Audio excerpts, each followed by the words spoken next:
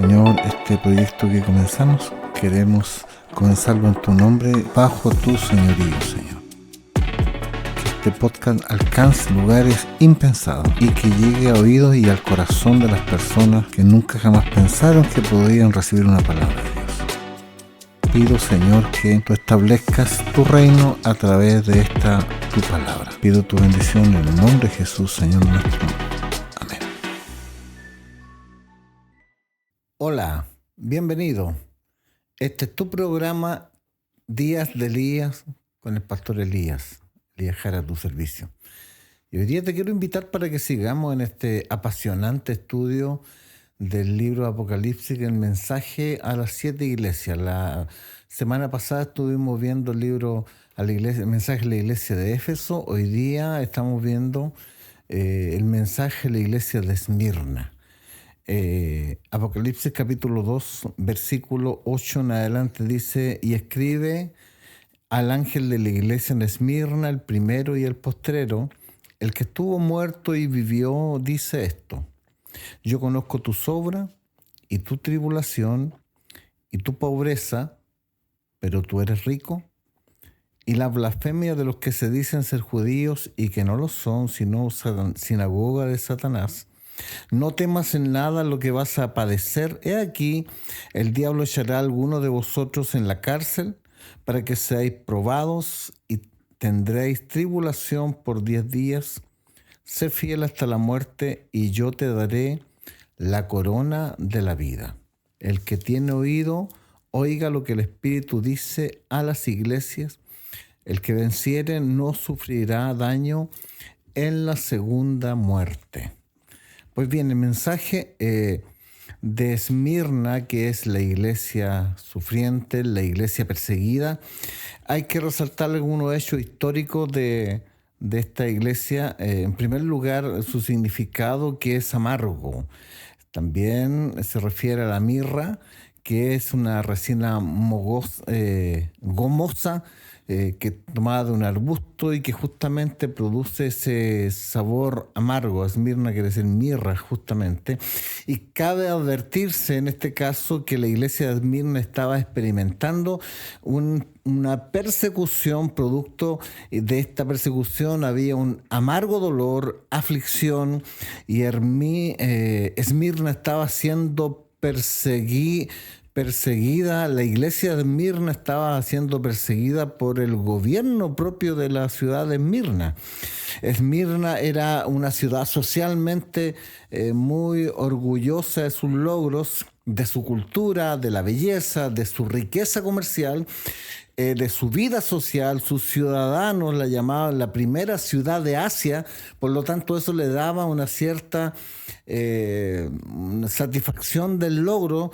Existía una vanidad producto de la belleza de la ciudad como tal, y había algo que era la ciudad extremadamente competitiva en mostrar sus logros en la escalera social, y cada uno quería llegar a ocupar el nivel más alto para así recibir un reconocimiento. En base a eso, entonces el Señor aquí en esta palabra lo primero que dice: aquí yo soy el primero y el postrero. No hay nadie que tenga un logro mayor en la tierra, porque eso es perecedero. Sin embargo, Jesús, que es el primero y el postrero, pone la estancia para que se mire a Él por sobre todas las cosas. En segundo lugar, Jesús dice: yo soy el primero, el postrero, yo te daré la corona de la vida, dando a entender que el mayor logro, la mayor satisfacción de cada persona no era un logro terrenal, no era una recompensa terrenal, sino que algo que se extendiera más allá de lo terreno, y Jesús hacía referencia a una corona eterna, la corona de la vida. Claramente Jesús decía: yo soy el primero, yo soy el postrero, y que además Jesús dice: yo tengo autoridad sobre la vida de todas las personas. Por eso claramente el Señor aquí está diciendo: el que estuvo muerto y que vivió.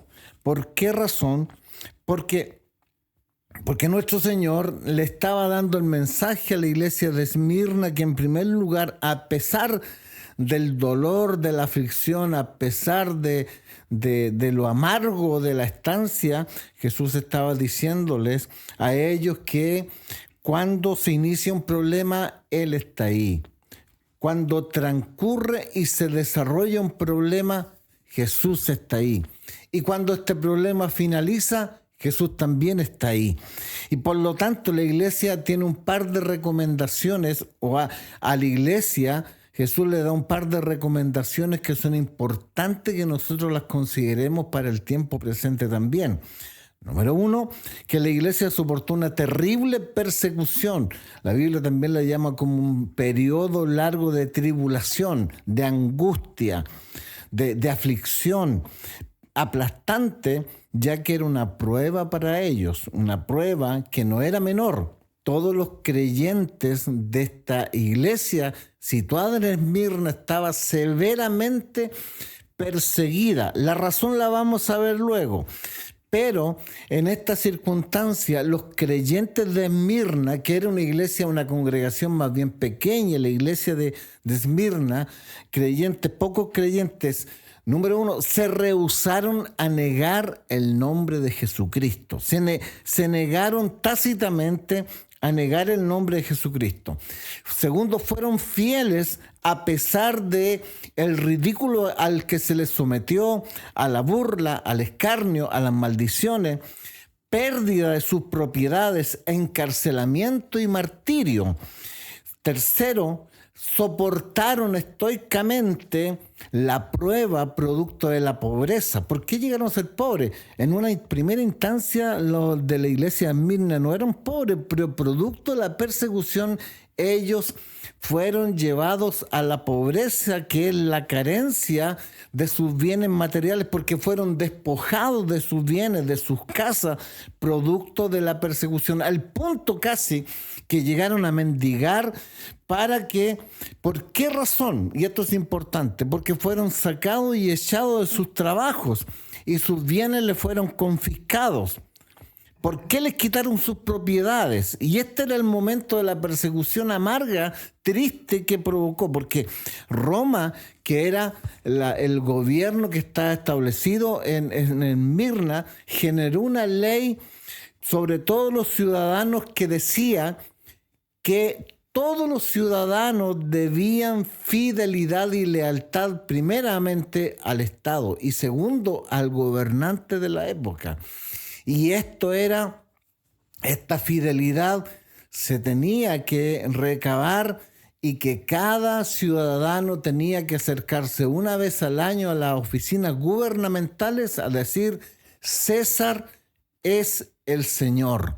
Y por supuesto, como creyente, ellos, los cristianos verdaderos, nacidos de nuevo, no podían aceptar esto, porque reconocer que César era el Señor era tácitamente negar a Cristo, y por lo tanto ellos no estaban dispuestos a retroceder en su fe.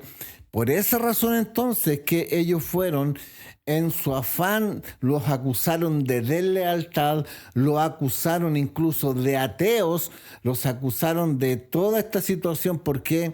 Porque ellos los creyentes cristianos de Esmirna no quisieron reconocer que César era el Señor y no quisieron reconocer que el Estado romano era también el Señor para ellos. Bajo esta circunstancia, en que entonces la iglesia es férreamente perseguida por su amor por Cristo, y por lo tanto esta iglesia es severamente atacada solamente por su fidelidad y lealtad a Jesucristo.